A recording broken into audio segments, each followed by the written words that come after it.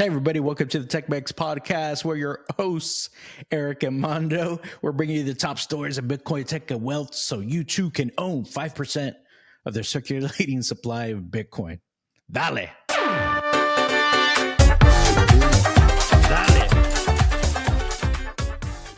That would be nice. To own 5%. Well, it's going to get harder and harder. Let me tell you. Did you see what Bitcoin did this last week in price? Ah, man, it just, yes, I saw it because I lost in one of my trades. It went up too fast, huh? It went too fast. Like, well, no complaints. It's part of trading, right? Like we mentioned it before. It's silly to think that all of your trades gonna be positive. So this week, Mando lost. Well, it happens. It happens to the best of us. Well, it did hit 95K, something it hasn't really done in at least 2 months. I think it's been in this range for a while. It looks like it might be trying to break out of this range to the upside. So, like you said, it caught a lot of people off guard how quick they kind of moved up. It was over 10K in about a week. So, Yeah. It's a pretty good move. Yeah, not sure. I think that now is maybe it starts to decouple because it has been like trading with the stock market, and now you start seeing that the stock market kind of didn't move that much, and Bitcoin just kind of start just going by itself. Also, a couple of YouTubers are saying that is the global liquidity. There is a lot of money out there, so that could be also another indication that. In fact, maybe the liquidity is helping the price. Very true. This is something that we have talked about recently. Usually we see the global liquidity run up, which it has been doing, and then Bitcoin shortly follows after. So that's why we're thinking that could be one of the reasons for this run up. But there's other things like the tariffs. What kind of effects are they having? Is the dollar weakening over time slowly? So those are also things that would cause Bitcoin price to go up. And of course, people treating Bitcoin and gold kind of as a safe haven asset. So people might just be rotating into gold and Bitcoin just because they're unsure of what's going to happen with the economy. Yeah, it basically raised like a 12% in 1 week. So I remember we were almost 84, and boom, it just moved to the 90s. So it's part of the asset. The asset, it has a lot of volatility, and like we have mentioned it before, sometimes 85% of the time doesn't do anything. Actually, boom, right? It's just blasted. And that's what usually this asset does, and that's the reason why nobody knows when it's gonna be that day. You're right. You're right. Like our friends like to say, it's time in the market, not timing the market. It's especially true with Bitcoin, just because these short runs that pop up, that's what makes up a lot of the price movement. And if you're not already in Bitcoin, you can't catch it.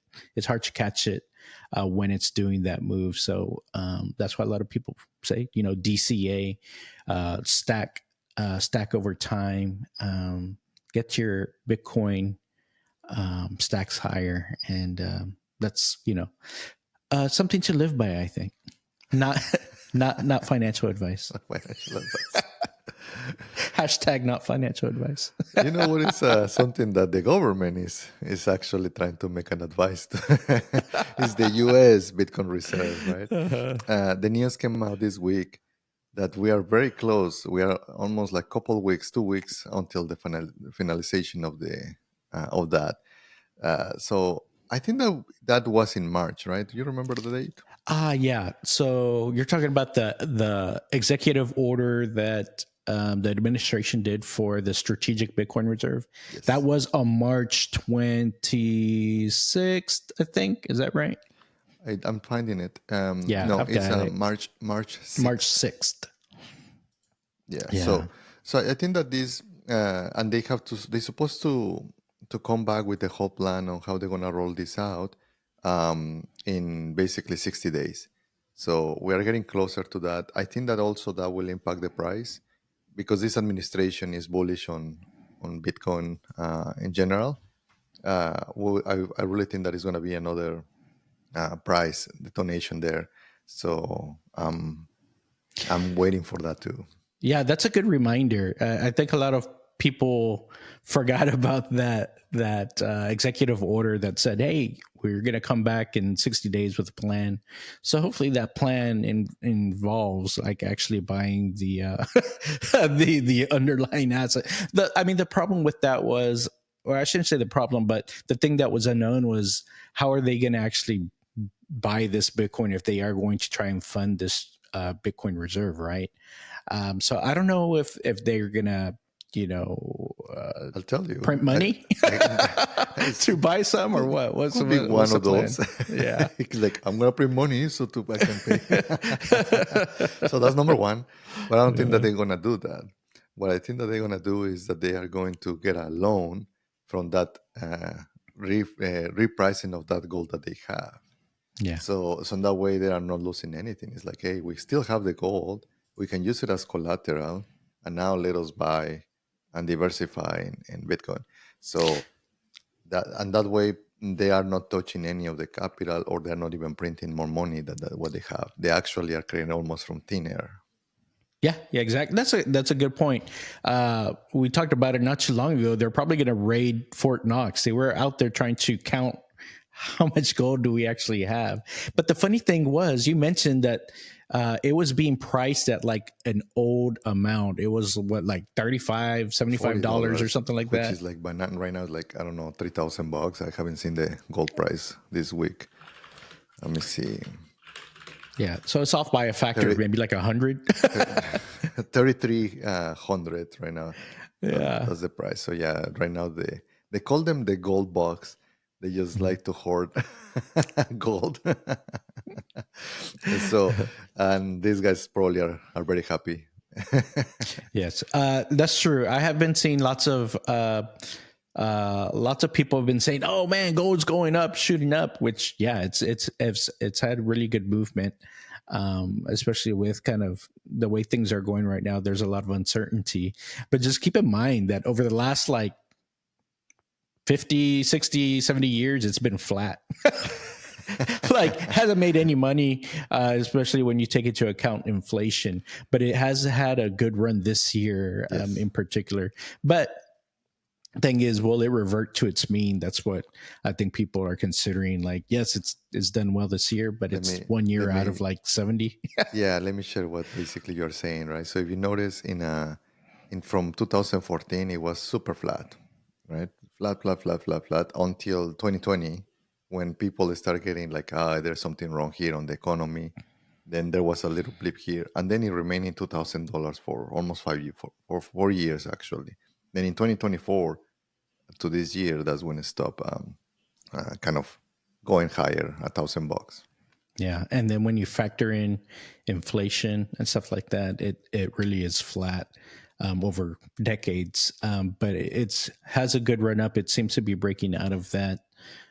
So a lot of gold bugs are pretty excited right now, and Bitcoin's doing a similar run too, especially with this last 12-15% push that it did. Pretty good. So, and anyways, keep an eye on it here in the next 2 weeks. Also, the strategic Bitcoin reserve. I'm sure all the insiders are going to be starting to find out what the actual official plan is. So we might see people trying to front run it and things like that. So lots of interesting things to see. And again, we've said all along, this fall is when you would typically see this kind of culmination of the bull cycle for Bitcoin. So we're still heading in that direction. We're still not 5-6 months out from that. So a lot of people are seeing, this is kind of this next leg up. A lot of people are starting to get their new predictions out there of whether it's going to be 200,000, 250,000, $1 million Bitcoin. We've seen it all, but truth is nobody really knows what it's actually going to do. So we'll see. I personally think it'll get to at least 150K. Anything after that is gravy. So we'll see. What about you, Mando? What's your thoughts around that? I like gravy. So You know who actually is still bullish? Our buddy Michael Saylor, huh? Michael Saylor. So this week, a strategy acquire 500. I think that sometimes this guy is also into numerology. 555 million in Bitcoin, which it makes it almost total. Right now, his stash, I was looking into it, is 538,200 Bitcoins. Dude, it's like, I don't know, 2.6% of all supply. It's true. Let's see what he says. We'll just keep buying, right? The price is going to go up. It's going to get exponentially harder, and the price is going to go up exponentially higher, and we'll just keep buying. And at some point, if we get to 5% of the supply, Bitcoin's probably going to be $1 million a coin. And if we get to 7.5% of the supply, Bitcoin will be 10 million a coin.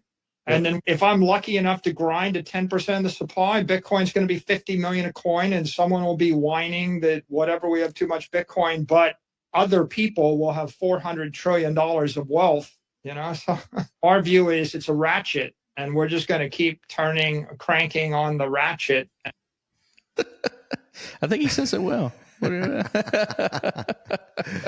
So he's saying a lot of things there. Let's try to unpack this, right? Why he's pulling on these amounts? Almost, it feels like out of nowhere, but there is a lot of foundational, right? Like the reason why, in my opinion, he's saying that it could take to 1 million if he gets to 5% is, remember, there is only 21 million coins, and we lost a lot of them in the process. Yep, that's right. Not coming back. And just people sending coins to wrong wallets, people like dying and not passing their keys. It's almost 20 years of the whole thing, right? So 5%. There is an estimation. I remember we mentioned it in the pod that probably we're close to 15, 16 million only, because we have lost maybe 5 million coins in the way. So even having 5% is not enough supply, and that's the reason why he thinks that it will get to 1 million coins. I think that maybe that's doable, but I don't think that is for him is doable to get to all of the different levels that he's saying. What's your take? I mean, he has at least 2.5%, 2.6, 2.7% right now. It just depends how much circulating supply you believe there is, right? If you just say 20 million circulating supply, and he just bought some more, right? So he has a total stash of 538,200 Bitcoin. That right there is 2.6%, just about. So you'd have to double that, what he currently has, to get to 5%, right? To get 5% of the supply. And that on its own, he's saying, would drive Bitcoin to 1 million. I think that's one of the key things to say. This is if he's the sole actor here, limiting the supply himself, just in him doing that. The thing is, if it does run up to 1 million, a lot of other people are jumping in, right? It's not going to be him. A lot of people are already starting to copy the strategy, right? Of using their business structure to go out, purchase Bitcoin, get loans, leverage to get Bitcoin, put it on their balance sheets, and have their business hold it. We've seen a lot of examples of businesses doing this just to get their stock price to go up. People see a business that has I would say a profitable business, and then on top of that, they add Bitcoin to the mix. That drives a lot of people towards that business. We've seen lots of examples of this. So, I mean, yes, he's right. If he gets to 5% of supply, I would say $1 million, and it would likely keep shooting up after that. So he would then be able to get more loans, leverage even higher, and he would probably pretty quickly get to that next milestone of 7.5% and hitting 10 million. So I think the time between that 1 million to that 10 million, it would actually be a lot shorter, just because everybody would just be like FOMOing in, YOLO for a business. They're all going to leverage to do it. So possible. I think he himself sees the 10% a very big stretch, Mhm. take a lifetime to get to that point, especially because we already know the US is going to be buying in. It's going to be Yes. so much harder to get that supply. Other countries are buying in, other states are buying in. And when we're talking about US states, the the economies of many of our US states are even bigger than most of the other countries out there. So we're talking about on that scale, states purchasing that much, it's that they would move the needle just as much as other countries purchasing Bitcoin. So you got to keep that in mind. Um, it's all moving towards that direction. Now it takes a lot of time to steer a big ship, like an economy, or the way of doing business, but it's being steered into that direction. Of course, Captain Saylor here, he's showing us the way, and so if he says he can do it, I think it's a possibility. 10%, it'll take a while, but that first one, 5%, he's almost there. He's just doubling his holdings. It's almost there. So maybe the audience might be wondering why it will get to 1 million. It's because as simple as the guy is not planning to sell. And if you are planning, and he's not planning to sell, that means that he's like the supply is not there. So that's Mhm. the reason why he is very strong opinion that the price will continue to raise as they acquire, because they are literally not intending to sell any of their coins. That's their strategy, and in fact, that's the reason why rename it the whole the whole company, right? That's his strategy, never to sell. Don't sell. It's like Brian Johnson, don't die. Don't die. It's Michael like Saylor is don't don't sell. sell. Hodl. That's true. Well, you heard it from him, though. Pretty interesting here. We have seen this bump in the price for Bitcoin. But you know what? Bitcoin just keeps going. Uh, you mentioned some other stat to Yeah, me about the S&P. Tell me about that. yeah. I that was something interesting that because I like to trade. And I'm trying to see the market, what is happening. It's very tough market right now to figure out what is going on. Right, some things are up, some things are down. But something that I notice is that the S&P, which is kind of like your 500 fortune companies in the US market, in 20, maybe if you try, yeah, thank you for making it bigger.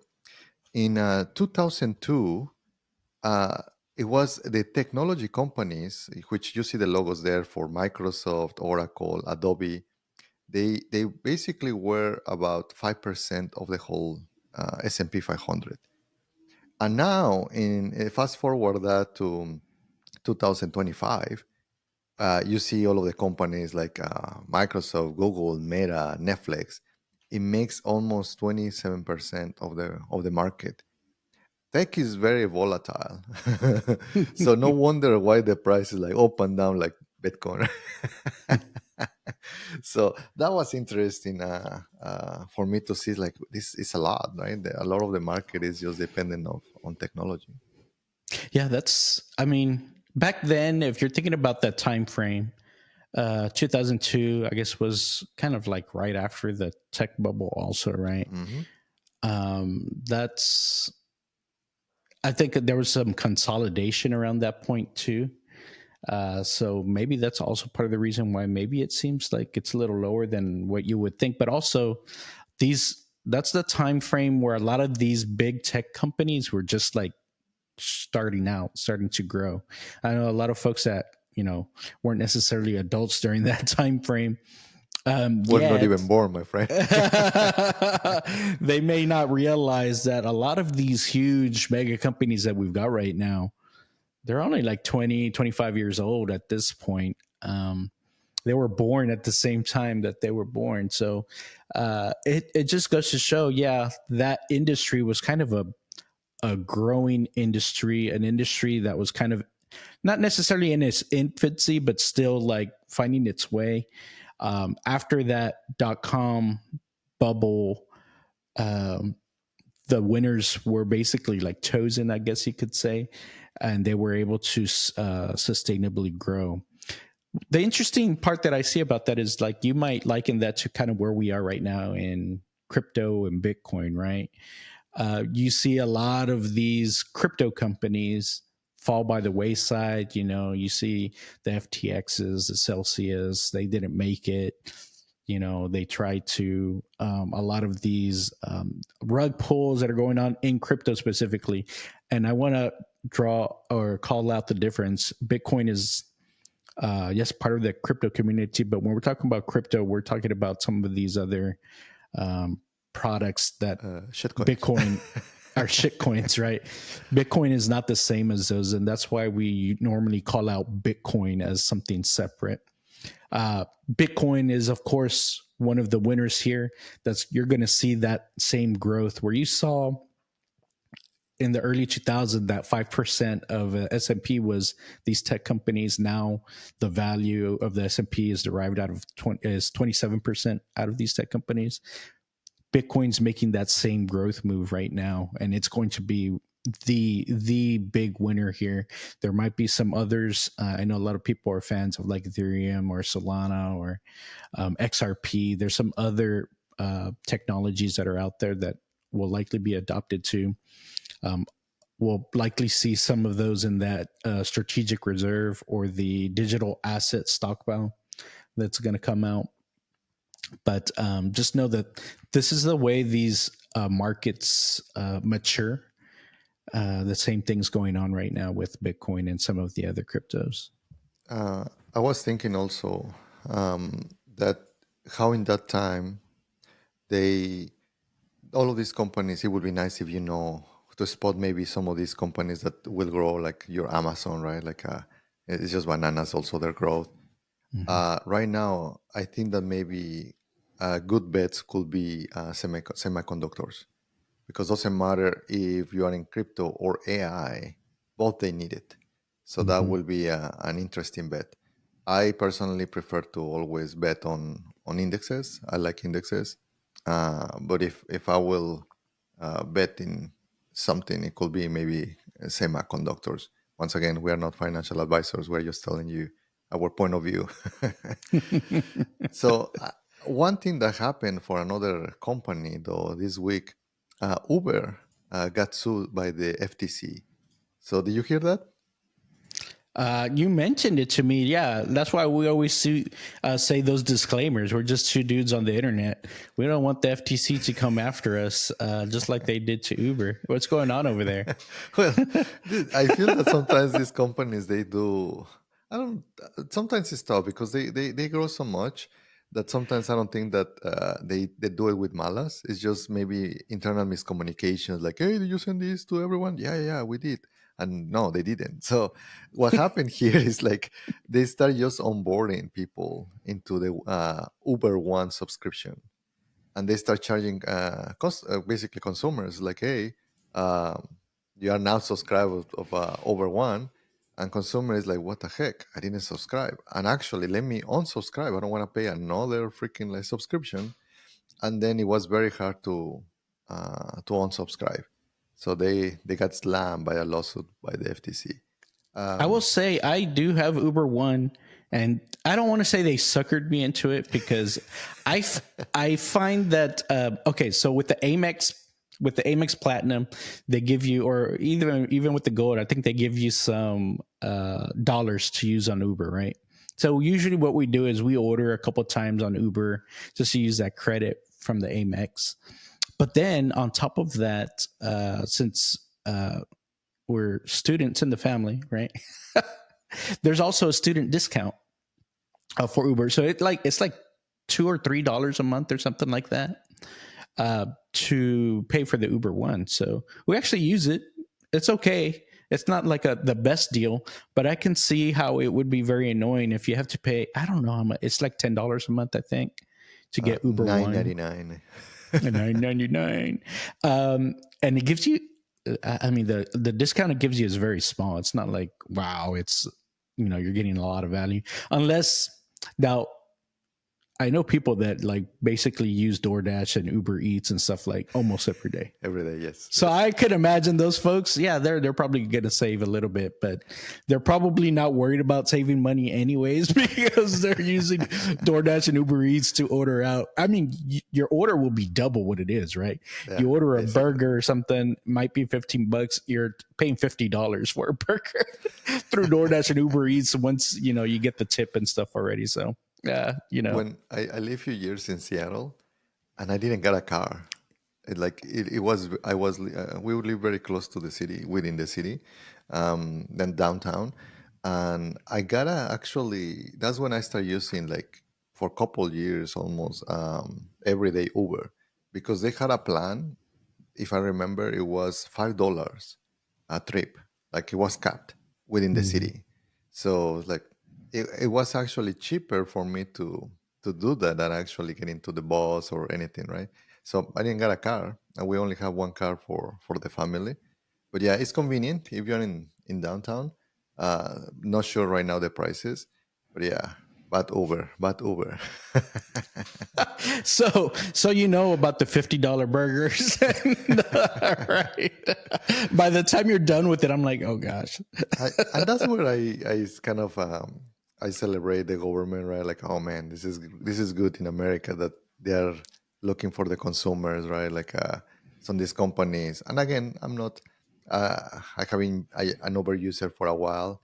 It will be very different to have. I mean, if when I travel, that's the first thing. I don't usually use the taxis in the other countries. I prefer Uber because I feel that they have the system um, to actually review the people and all of the drivers. And yeah, but in this case, they might have to get a slap in the hand. Well, we'll see. Their business plan seems to be working anyway. So Uber One, I'm not sure if there's a value there necessarily for everybody, but it is what it is. Works for some, not for others. I mean, they try. Like, well, the last couple of times that I've been in Austin, one of those I mentioned here in the pod on the Waymo. I mean, they are working with Waymo, so I feel that maybe they are going in that direction. Which is funny though, because I also got into Lyft, Hmm. and the Lyft driver was saying that they prefer Lyft than Uber, and the reason why is because the Lyft drivers, they feel that Uber is trying to go into a fully automated way, and it's like, hey, they're gonna kick us out as a driver, so they're gonna lose that gig. Which is tough because yes, I don't even think that it's Uber. I think that it's just the whole industry is gonna move to that direction, and also with trucks, the truck drivers too. So we'll see how that plays out. But yeah, that was an interesting thing that happened as well. Well, in other futuristic news, So, will you put the finger there though? it's like, what's this person doing? And I started looking real close. I see these like nails going in there. I was like, what is going on? This is what it is. It's a skull. Do you know what this is about, Mondo? Yes, I saw the video. It's like, no longer a science fiction, right? Scientists develop a first ever touchable 3D hologram. So I was a soccer too. I clicked the video. Oh, there's a okay. Yeah, that's right. You sent me this link. Yeah, I got it right here. Let me play it real quick.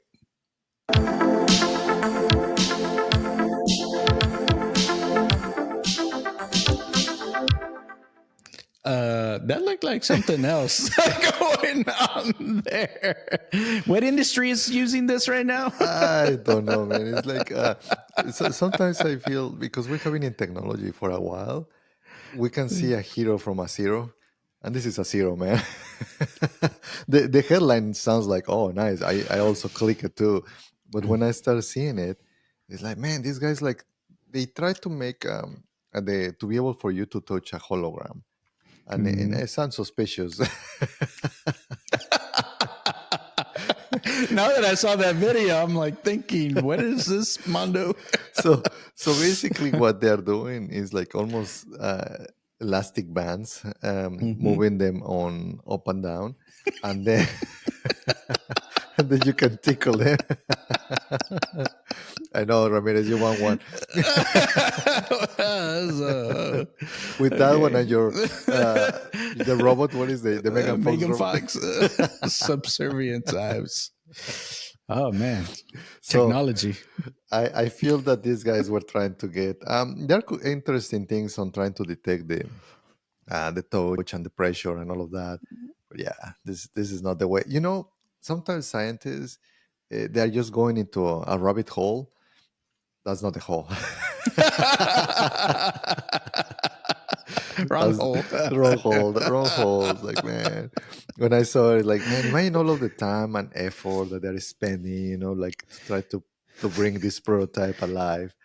And it And ends up being a joke on some dude's in podcast. a podcast. Sorry, scientists. We don't mean it. We actually appreciate all of you scientists. It's very true. Well, either way, I have been looking forward towards an actual cool hologram 3D something or other. Maybe they can go from here and pivot to something that will be cool. I mean, it looked interesting. It looked like they were manipulating some 3D objects.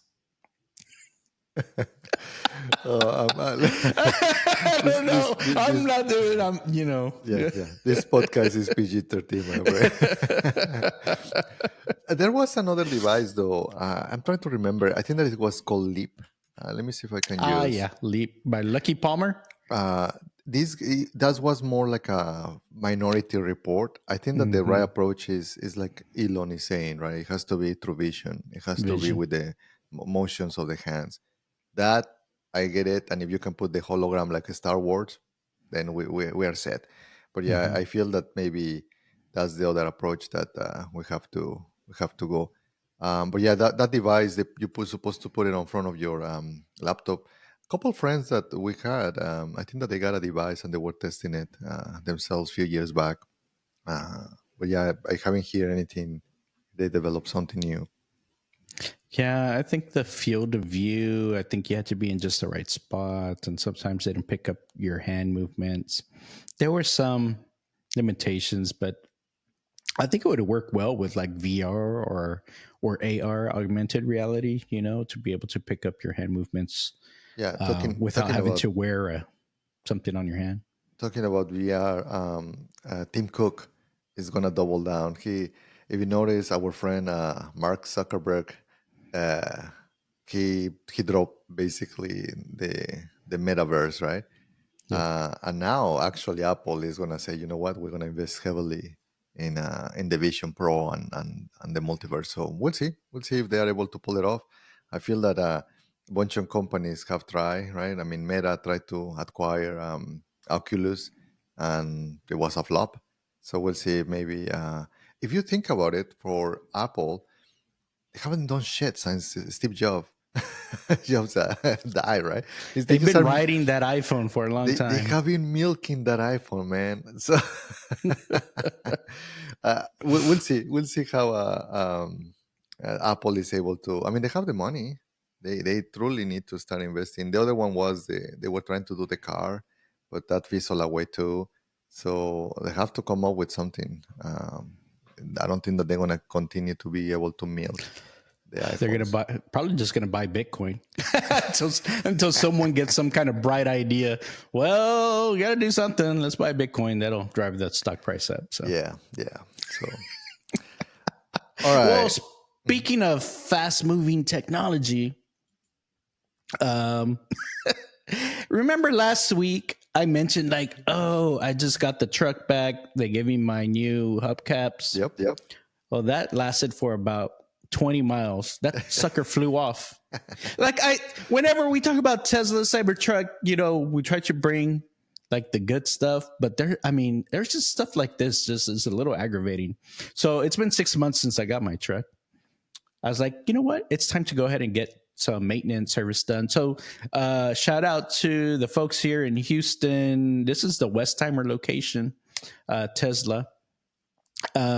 They aligned my doors so they matched up. They installed this LED lights, and they also did installed my hubcaps that I didn't have for this 6 months because they didn't have it when our trucks first came out. So I was pretty excited, complete the vision that we first had of the initial Cybertruck from it's been 6 years ago now at this point, something like that. And that sucker flew off in 2 days. It didn't even last but 20 miles of driving, and one of them flew off. So kind of disappointed at that. I did message them and say, hey, you guys, it was loose. What happened? Sucker flew off. They have not responded. Do you think that it was bad installation, or actually the product is it has flaws? 3 of them are on there pretty good. It's just that one that's missing. It looks like one of the if you haven't seen these hubcaps up close, they do not actually sit flush to the tire anymore, because early on the first version was rubbing into the tires, which could cause problems, right? So this one actually sits maybe a centimeter off of the tires. What I think happened is probably the part that fits onto the wheel is kind of has a bracket. It was loose, I think, or the bracket did not sit well, because there's one part that seems to come up off the wheel. Well, if you're on the highway and this thing that already has a 1 centimeter air, a way for air to get in, I think air just got in there because that one area was loose and it peeled the thing off. The bracket is still on the wheel, but this frisbee part flew off, and Tesla has not responded to me. I think it's going to be up onto me. Maybe I'll check out eBay. $240 for this sucker. I don't know if it's worth it. It's probably just going to fly off again. So are those the ones that they spin? I know, right? That's probably more worth it just to get those spinners going. So, talking about Tesla, though, I know that you always are a David Downer with your Cybertruck. And you know what the funny part is, that he loves his Cybertruck. I love it. It's the best vehicle I've ever owned. So yeah, which is very weird, and I like it too. I have high standards. I don't want my hubcaps flying off. That's not a high standard. I think that's reasonable. So yeah. I was, by the way, I was looking in TikTok, and this guy came up. So play the video and let's talk about it. But first, let's play it. Brilliant. This is one of those. And that's a should hire. This is one of those perpetual motion something free energy machines. Yeah, it is indeed. So there's actually no sound on this, but he's going to show you here. Yeah, there's some outlets, plugs in the bed, outlets in the bed. That's the charger for the Cybertruck, right? And this genius is going to try to charge the truck. It's free energy, right? Yeah. Does it multiply it somehow? And the thing is not sure if it has an extra battery.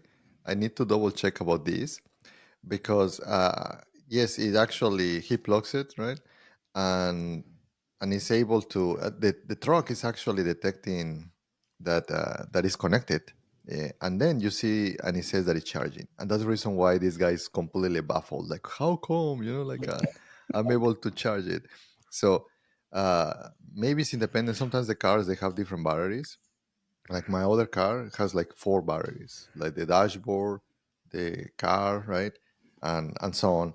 So maybe, but I want to see if it truly works. It's probably because it's an independent battery that it just charged with the big batteries from the car. So I think it does work, because I know with the Cybertruck you are able to actually charge other vehicles. So if I needed to charge the Model Y, my wife's car, I could do it from the truck. So that's a possibility. But maybe this is what's going on. Maybe it had one of these diamond batteries in there. Yeah, like we diamond hands. We want diamond that's batteries. our kind of battery right there. Tell me about this. What's going on here? Dude, I just go sometimes into these rabbit holes, and I saw this, the actual news, it said, imagine a battery that it actually can last 5,700 years without needing to be recharged. And I was thinking, dude, I just want a battery that I can recharge in like a week. I know, right? Yeah. I don't need thousands of years. I just need a few days. Yeah, it's like just get a freaking battery that lasts even a month, right? But anyways, these guys, the researchers from UK, they noticed that with carbon 14, which is the same carbon that you know for dating things, how old their things, they are figuring out a way with a range of radiation it can be absorbed, so that way the battery you can use the battery. Dude, we're gonna get like fucking cancer. I hope not, man. Like, it's not worth it. It's not worth it. So I prefer to charge in that case. Yeah, I'm okay with charging nightly.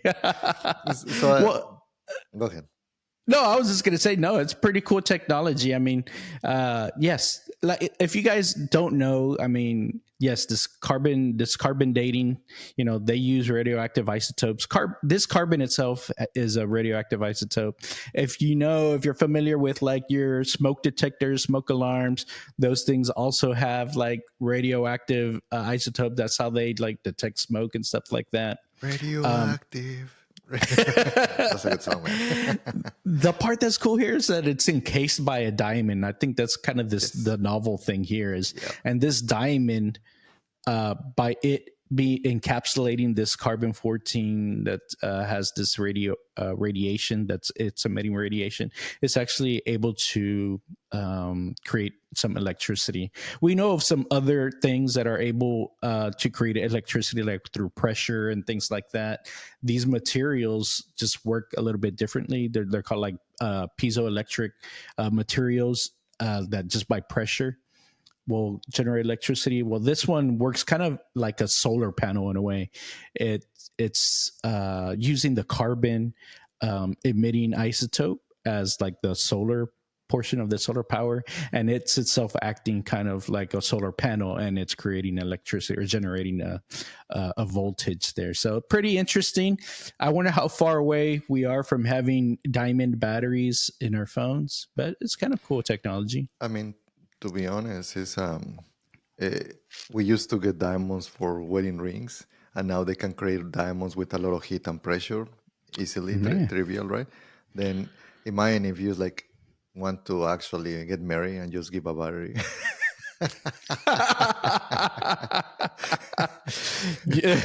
Yeah, let's see what your daughters think about that one, man. It's like, if they do that, it's like, good thinking.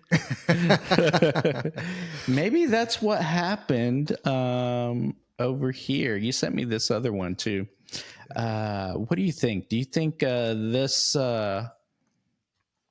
this skull that was found on Mars, do you think that's what they tried to do? They tried to give the fiance a battery ring? Or? Aliens. So this was an image from NASA, and it is a rock. But the reason why the NASA scientists they are kind of baffled is because it's very different from the terrain. The rock is contrast different from the lighter surroundings. So, and obviously any type of these type of things, right? Like this is like aliens. Somebody put it there. Somebody put it there. I don't know, man. It feels very cool that we are able to get these pictures from this rover. I don't know. We'll see until we can get like freaking Elon and SpaceX going over there. But yeah, it's cool to get these images. We might be able to send Katy Perry back. I don't know. To Mars now. Poor Katy Perry. By the way, that's short. Thank you, everyone on the audience. It actually almost 3,000 views on that one.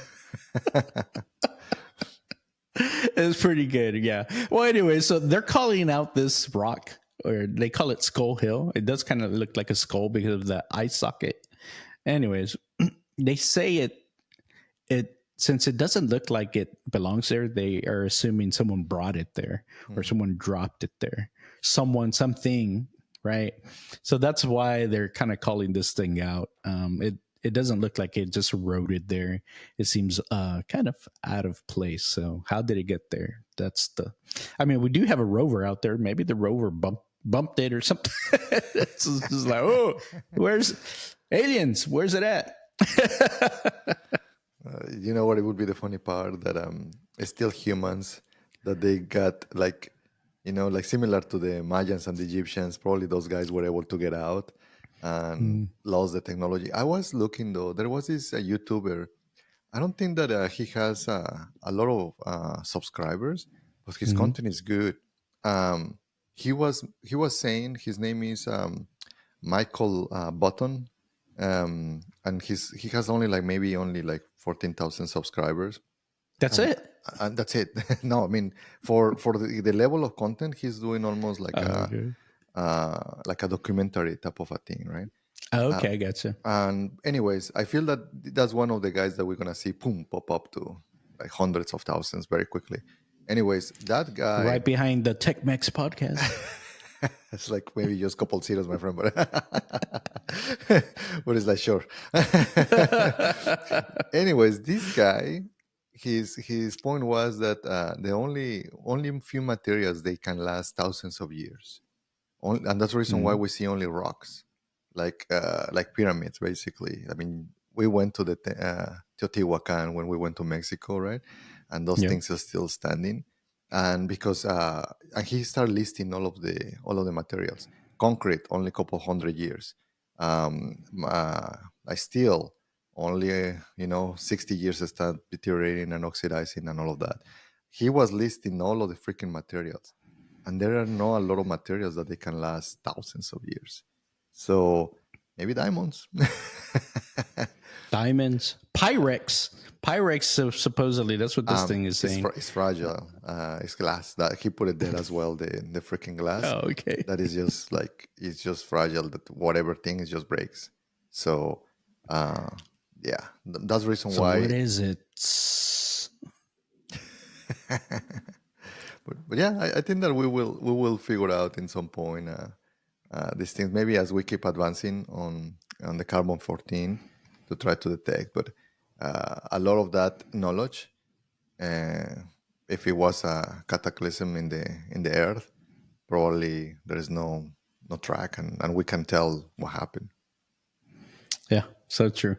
Well, pretty interesting stuff for this week, Mondo. For our devoted viewers, if you liked today's content, please remember to like, subscribe, comment. Let us know what you like, what you don't, what you want to see more of. We are working on that so we can crowdsource some of your information and you guys can participate in what we talk about. But I think that's all we've got for today. But I think we had a good one. Dale. Peace.